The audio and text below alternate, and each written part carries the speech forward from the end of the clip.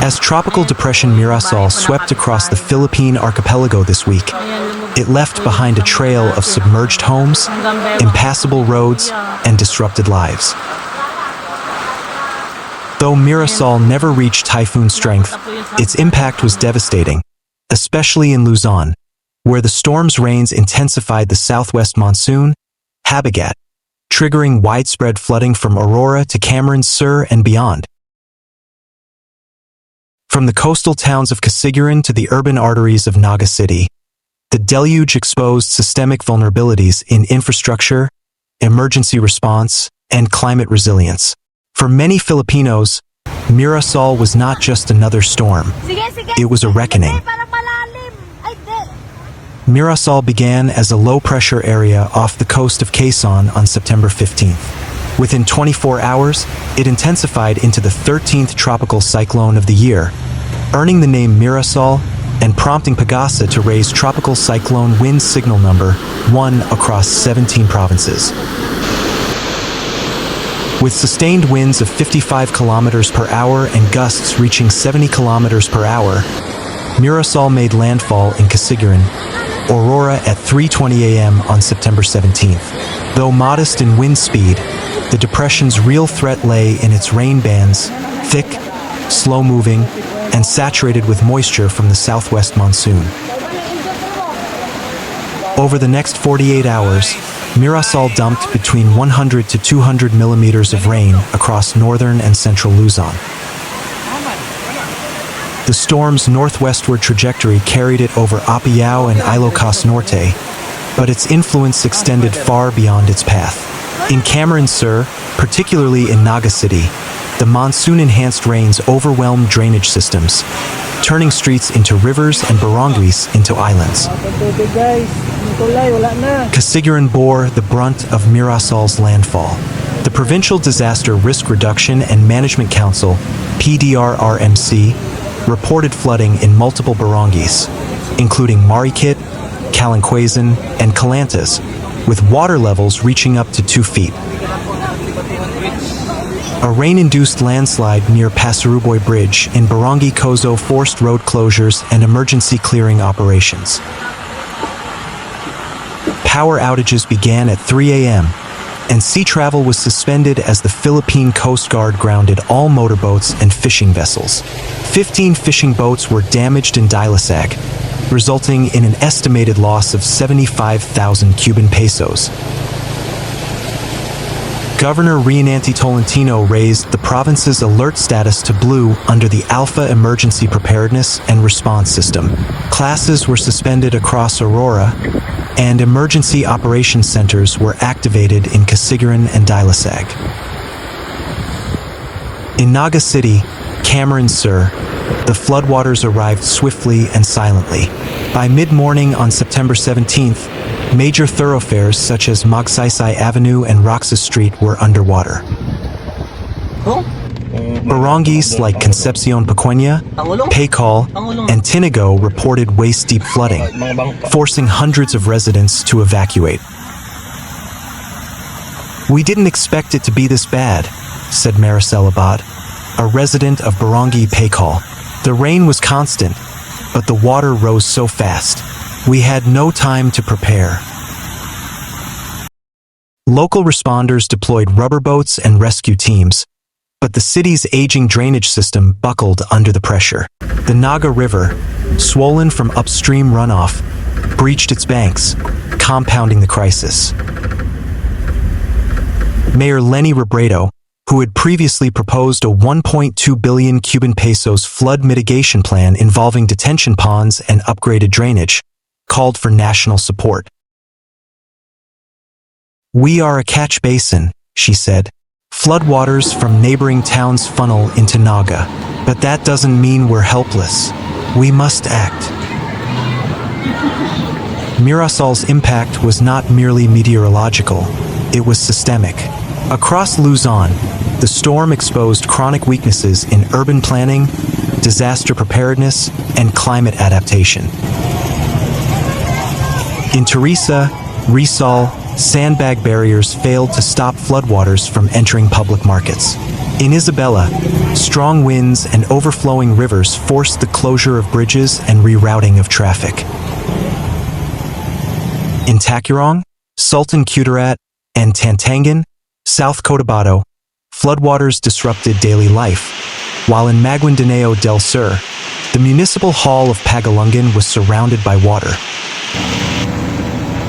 Experts warn that the Philippines' vulnerability to tropical cyclones is compounded by deforestation, poor land use, and underfunded infrastructure. "We've paved over natural drainage paths and built in floodplains," said ENGR.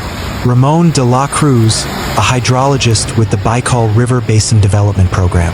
"Mirasol didn't just bring water, it exposed our neglect." Beyond statistics, Mirasol left emotional scars. Families lost homes, livelihoods, and a sense of safety. Children waded through floodwaters clutching school bags.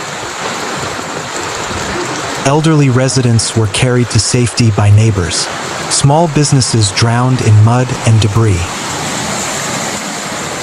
Yet amid the chaos, stories of solidarity emerged. Youth volunteers distributed food packs. Local radio stations broadcast emergency updates.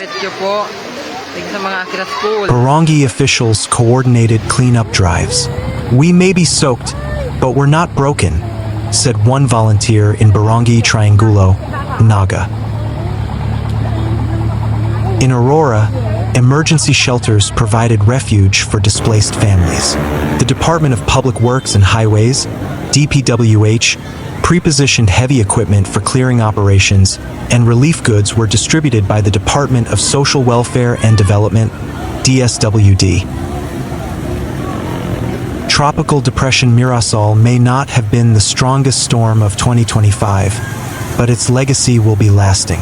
It reminded the nation that even moderate cyclones can wreak havoc when systemic vulnerabilities go unaddressed. Climate scientists warn that such events will become more frequent and intense as global temperatures rise. The Philippines, situated in the Pacific Typhoon Belt, must invest in long-term resilience through infrastructure, education, and governance. "We need more than sandbags," said Monteverde. "We need foresight, investment, and political will." As floodwaters recede, Luzon faces a familiar crossroads. Damage assessments are underway, and rebuilding will take months. But Mirasol has galvanized public support for reform. Mayor Robredo pledged to fast-track the detention pond project and revisit the city's drainage master plan. In Aurora, Governor Tolentino called for a province-wide review of flood protocols. National agencies have begun coordinating recovery efforts, but the road ahead is steep. For the people of Luzon, September 2025 will be remembered not just for the water that rose, but for the voices that rose with it, demanding change. Meanwhile, on Wednesday, moderate to rough seas are seen in the eastern seaboard of mainland Cagayan and seaboard of Isabela, waves up to 3 meters high, as well as the remaining seaboards of mainland Cagayan and seaboards of Babayan Islands, Batons, Aurora, Ilocos Norte, and Ilocos Sur, waves up to 2.5 meters high. PAGASA advised small vessels to take precautionary measures or avoid sailing, if possible. The Weather Bureau's forecast shows Mirasol is still projected to re-emerge over the Luzon Strait on Wednesday afternoon or evening, after crossing the landmass of northern Luzon. Over the Luzon Strait, it could strengthen into a tropical storm on Wednesday evening or early Thursday morning. PAGASA is also not ruling out the possibility of Mirasol further intensifying into a severe tropical storm. It could leave Par on Thursday morning or afternoon. Mirasol is the Philippines' 13th tropical cyclone for 2025. It is also the third tropical cyclone for September, after Tropical Depression Kiko and Tropical Depression Lani, which were both inside par for only a few hours. PAGASA had estimated 2 to 4 tropical cyclones during the month. The country could have its 14th tropical cyclone soon, as the new tropical depression outside par is likely to enter between late Wednesday evening and Thursday morning. Once it enters par, it would be given the local name Nando. It currently has no international name because only tropical cyclones that reach at least tropical storm status are given international names. As of 10 a.m. on Wednesday, the tropical depression was located 1,265 kilometers east of southern Luzon, moving west-northwest at only 10 kilometers per hour. It has maximum sustained winds of 45 kilometers per hour and gustiness of up to 55 kilometers per hour. PAGASA said the tropical depression is less likely to directly affect weather and sea conditions in the Philippines in the next 48 hours. But signal number 1 due to the new tropical cyclone may be raised in northern Luzon as early as Saturday, September 20th, while heavy rain from this weather disturbance could begin by Sunday, September 21st, or Monday, September 22nd. The Weather Bureau added that the potential Nando may strengthen over the Philippine Sea and eventually reach typhoon category by Monday. Further intensification is not ruled out. If it does become a typhoon, signal number 4 might be the highest tropical cyclone wind signal for portions of northern Luzon.